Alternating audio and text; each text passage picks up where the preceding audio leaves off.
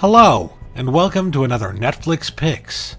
This week I've decided to talk about a creepy found footage thriller from Ti West known as The Sacrament.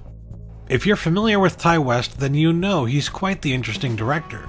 He has become well known for his slow-building horror films, which often pay homage to classic horror tropes from the 70s and 80s.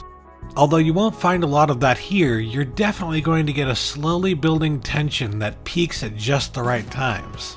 If this movie doesn't severely creep you out at least once or twice, there might be something wrong with you.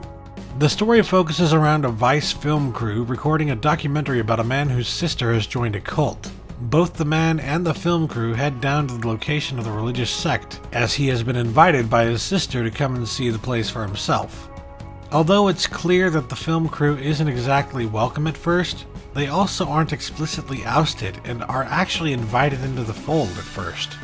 In other words, this movie starts out rather unassumingly, and there legitimately doesn't seem to be anything creepy going on aside from the fact that these are a bunch of nutjobs who have devoted their entire lives to some wacky cult.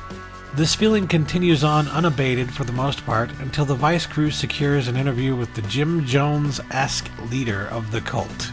Ironically, the actor who plays this man is Gene Jones, and he does a terrifyingly good job of playing the part of a cult leader.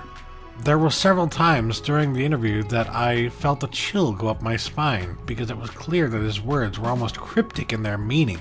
The Sacrament portrays the character type of a cult leader better than anything else I have ever seen, as it is clear that his effect on these people is partly based on being incredibly charismatic, but even more importantly, he has a way with words that is almost too damn good. To put it simply, it is impossible to feel even remotely comfortable when this guy talks. After the interview, strange things start to happen and the story begins to get even creepier than before until we reach the inevitable ending. Even if you think you know exactly where this is going, you might be surprised to discover everything that The Sacrament has to offer. I watched this last year during Project Flix and I was absolutely blown away by how good it was. Needless to say, Ti West has more than proven his worth to me.